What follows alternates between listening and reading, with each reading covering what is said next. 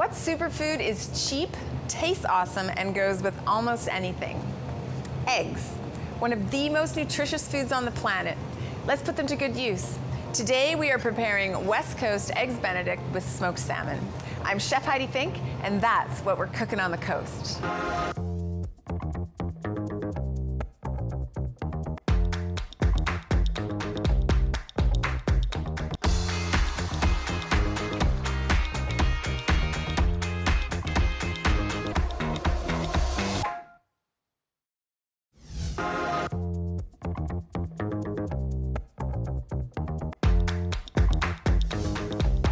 Thanks for joining me. Today I want to share a breakfast dish that will wow the family, West Coast Eggs Benedict. It has smoked sockeye salmon, Salt Spring Island bagels, and the perfect lemony hollandaise. It's so good. I can't wait to share. Let's get started. The first thing that you want to start with is actually the hollandaise. So in today's show, I want to talk a little bit about how you would organize yourself to make Eggs Benedict at home, because there's a lot of moving parts. So I always say the first thing you should do is make the hollandaise, because that's something that you can hold, and I'm also going to show you how to hot hold hollandaise. Now, right now, the water I have in here is a little too hot. You don't want a full rolling boil under this, so I'm going to turn it down slightly. This, what I'm making right here, is a double boiler. It's a makeshift double boiler. So I have a pot of simmering water and a bowl on top, and that's what I'm going to be making my hollandaise in. Now, hollandaise is kind of like hot mayonnaise, really. It's an emulsified sauce, and you use egg yolks to bind with some lemon juice or vinegar and some butter. So first thing we're gonna do is separate our eggs. Now, you can use the egg whites for something else. Sometimes I just use it, for like a meatball binder or something like that. So for this, we need 2 egg yolks. If you want to use the whites for something else, like where you're whipping the egg whites, like making a meringue or a meringue cookie, you don't want to have any yolk in there, because even a tiny bit of, a tiny bit of yolk in your white will prevent the whites from like puffing up and making a meringue. So we have our 2 egg yolks here. I'm just going to put that in my bowl. I just want to make sure that's perfect. So you want just a bare simmer on that water. So I have 2 egg yolks, and I'm gonna put some lemon juice in there. We need about 2 teaspoons of lemon juice, so 1 teaspoon per yolk. And then we just need a little pinch of salt. You can always add more salt later. And we're gonna whisk that together. Now we're gonna put this over this simmering water. Actually, wait, before I do that, hang on. We need to get our butter measured. So for 2 yolks, we need ½ a cup of melted butter. Right here, I have what's called clarified butter. So I don't know if you've ever noticed when you melt butter that it separates. Often there's a white layer on the bottom. So that's a tiny bit of milk that's left over from the churning process. So right here, we have our 2 egg yolks, and we have our lemon juice. So what I'm doing right now is I am whipping some air into these egg yolks, and I'm heating them up. You want to make sure the butter is warm as well. So once this is really nice and foamy and it's started to warm up a bit, you can go ahead and start adding your melted butter. But you also want to make sure that it's not too hot, not too cold. So I'm pouring in this melted butter in a thin, steady stream and keeping it whisking the entire time.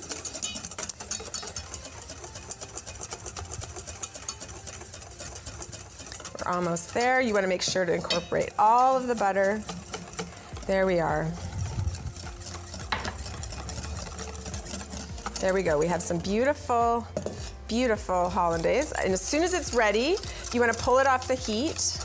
So sometimes this is a tiny bit thick. So sometimes what I'll do is add just like a teensy bit of cold water to it, just to thin it out and to cool it down so it doesn't get too thick and doesn't keep cooking.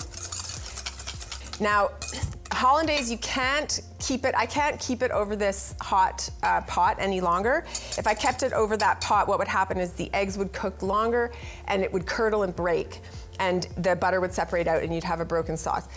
If that does happen, you can fix it everybody, you can fix hollandaise that breaks, unless it's completely scrambled and obviously like really cooked eggs. If it's just kind of broken, you can crack a new egg yolk into a bowl and pour the broken hollandaise in and whisk it, and then you can re-emulsify it. But for this thing, what we want is we want to reduce the temperature of this water. So I'm gonna dump some of this water out down the sink. Just about half of it. And then I'm gonna add some cold water to that. So what I'm doing right here is I'm cooling this water down so it's warm. I can stick my finger in it, it's not boiling, but it's warm enough to keep your hollandaise from getting like really chilled and congealing, but it's cold enough that it's not gonna cook your hollandaise. And sometimes I'll even put a dishcloth between the two just to kind of protect it. You're warm holding the hollandaise, just making sure it stays at the perfect temperature. Now that can stay like that for max 2 hours. That's, in food safe terms, that's as long as you can hold something in the sort of warm temperatures. It's not cold, it's not hot. So that's great, you can make that well in advance. And then I'm just gonna start gathering some of my other ingredients that we're gonna use for our hollandaise, for our eggs Benedict. So I wanna just talk about bagels. These are some delicious bagels that I have gotten locally, but there are bagels across the country, so whichever bagel you prefer. These ones are from Salt Spring Island, so keeping in the West Coast theme. I wanted to just talk about the best way to cut a bagel. I'm picking two that are about the same size. These are everything bagels, by the way, my favorite. Put those back. Now I see a lot of people doing this with a bagel. This works, but there's a lot of opportunity for the bagel to be crooked or for you to cut yourself. So what you want to do is what's called the bagel cut. Put your hand flat, put your knife like this, and just cut right through. No need to get one of those special bagel cutters. Just keep your fingers out of the way, that's the main thing. There we go. We got 2 bagels. So you could put those in the toaster. I'm gonna bake them in the oven because we don't have a toaster here. And I like to butter them before I put them in the oven. I'll just grab my butter from over here. Oopsies. We're gonna rub a little bit of butter on them. Now, if you wanted to, you could do some kind of flavored butter on here if you really like to have flavored herbs with your, with your smoked salmon. And then I will pull out the smoked salmon and show you what kind I really like to use. So this just helps you keep the bagels nice and soft while you toast them. Now, if you were gonna toast them in a toaster, I would definitely not recommend buttering them ahead of time because you could start a grease fire. So I'll put these in the oven.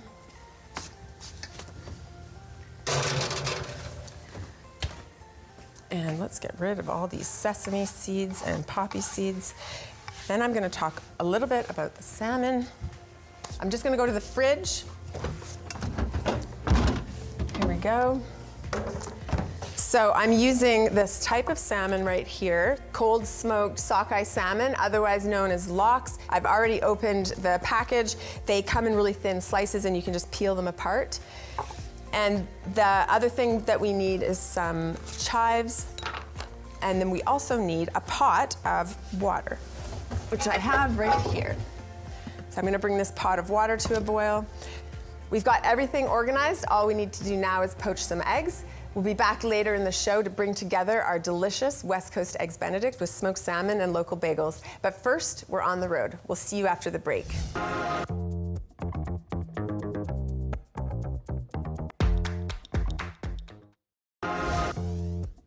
Cookin' on the Road is brought to you by Country Grocer, your local store where you'll feel like family.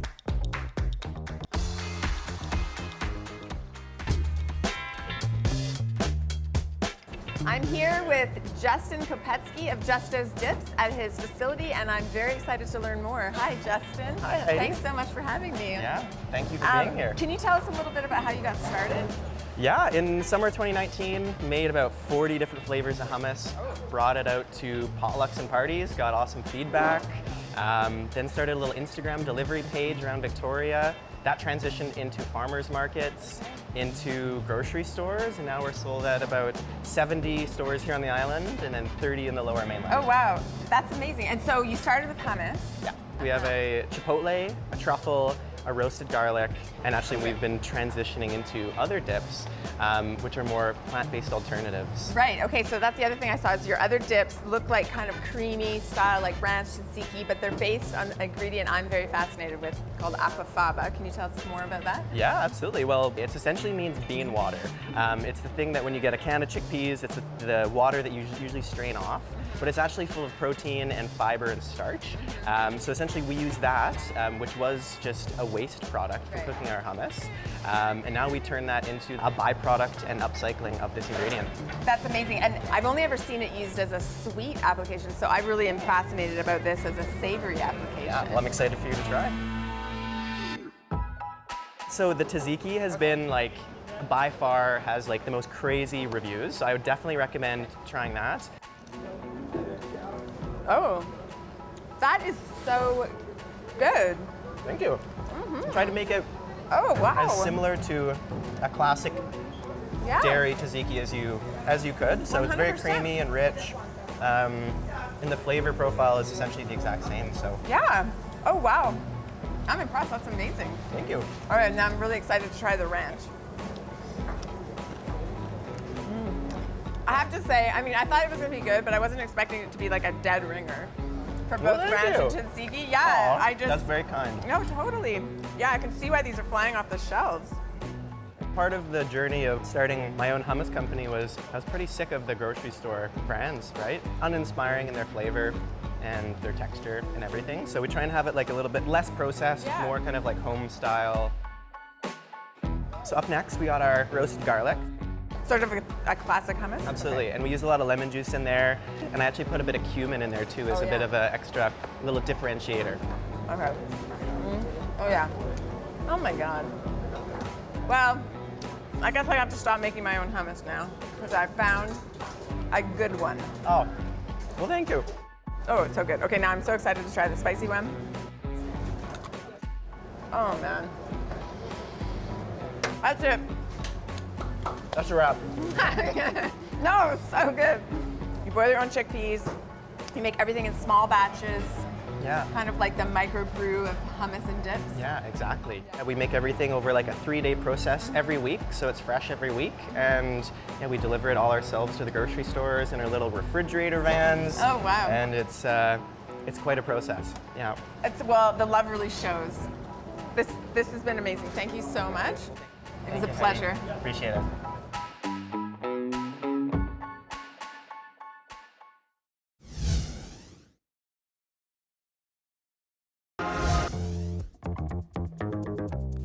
Glad to have you back in the kitchen. It is almost brunch time and we're finishing our West Coast Eggs Benedict with smoked salmon. The first thing I'm gonna do next is make the poached eggs. I've heated up my pot of water right here. It's boiling a little too hard, so I'm gonna take the lid off. Hopefully it will cool down. We want gentle simmering water. You don't want boiling water for poached eggs. And I'm going to grab my 4 eggs for this. Now, one of the things you hear often when you're making poached eggs is that you need to put vinegar in the water. That is not necessarily true. I personally don't like to put vinegar in poaching liquid because it makes the eggs kind of tough. It makes a skin on the outside, and you kind of pick up a vinegar taste. So I just put some salt in this water. I've already put some salt in, I just added a bit more. And we are going to pre-crack the eggs. That's a guaranteed way to make sure that none of the yolks are already broken. And I always crack them all into the same bowl so that they all go into the water at the exact same time. There we go. Hopefully this last one will be good. Yay. Now, we want to make sure that this water, which is right now is at the perfect temperature. You can see those kind of fisheye bubbles coming up from the bottom.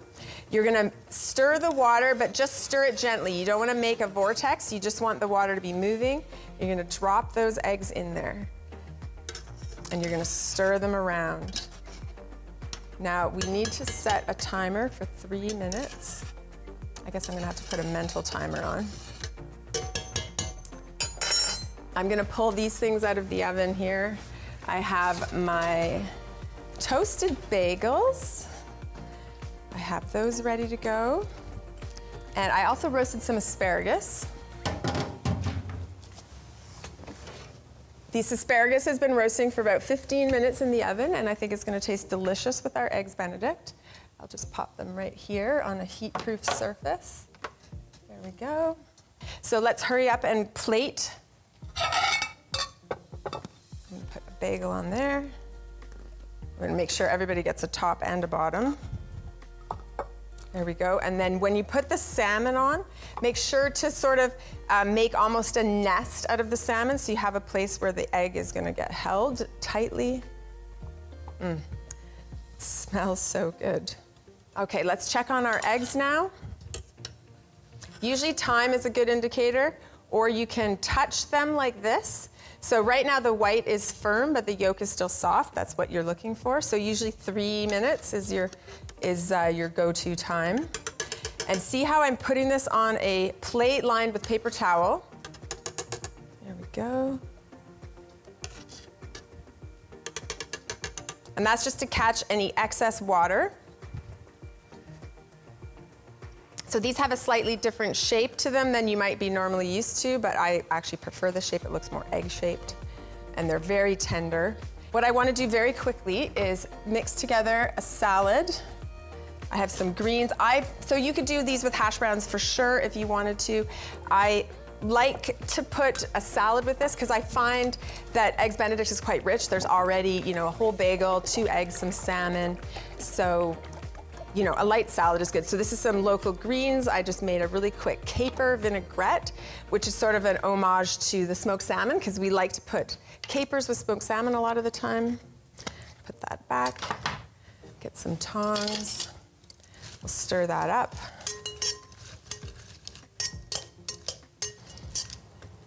I'm going to put a little bit of greens on everybody's plate. There we go. And we're going to garnish these with a little bit of cherry tomatoes just for some color. I have multicolored cherry tomatoes here. And I'm going to just move this out of the way.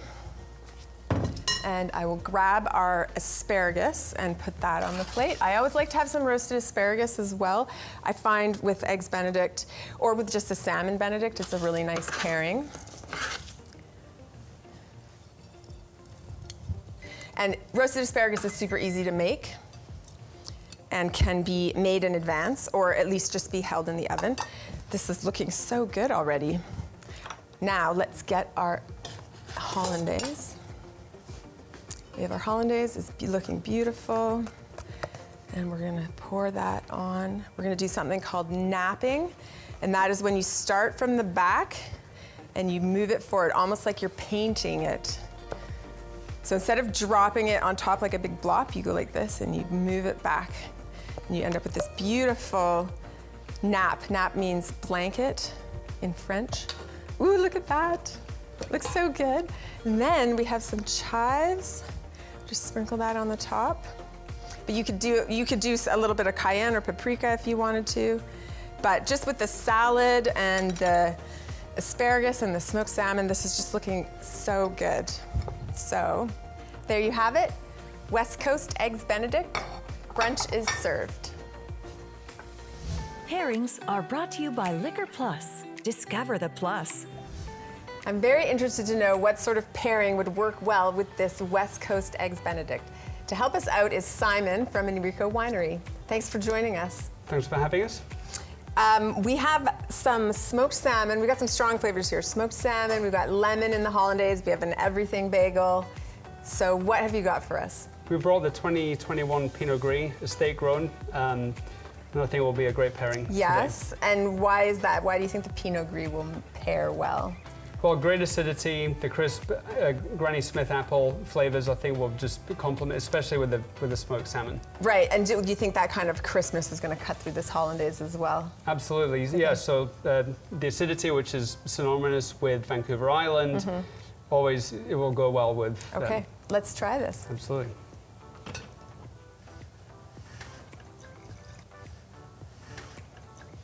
I can't wait to try this. This is looking really, really good. All right. Cheers. Cheers, thank you. Let me try it first.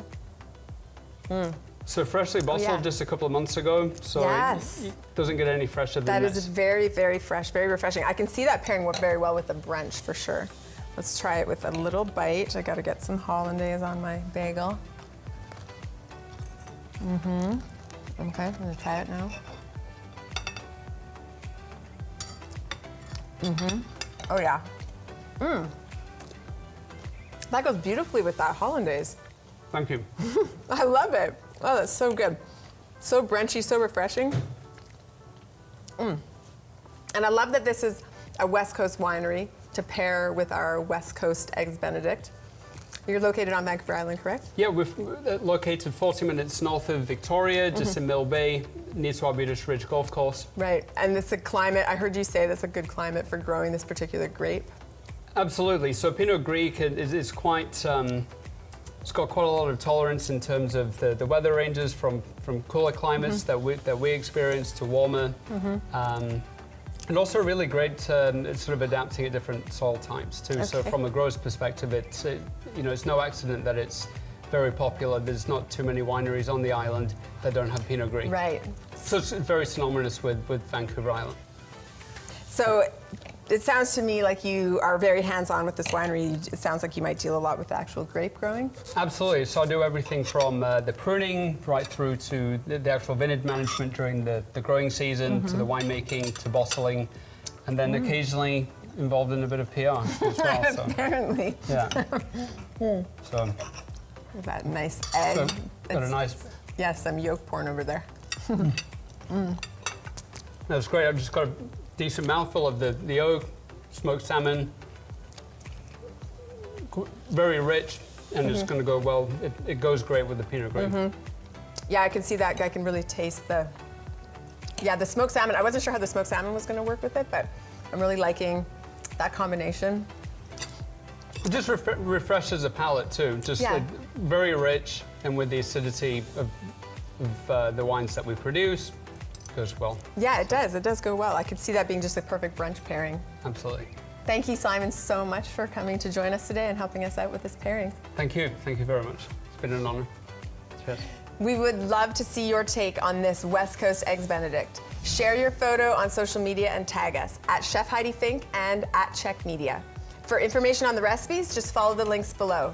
I'm Chef Heidi Fink. Remember, the more you learn, the better it tastes.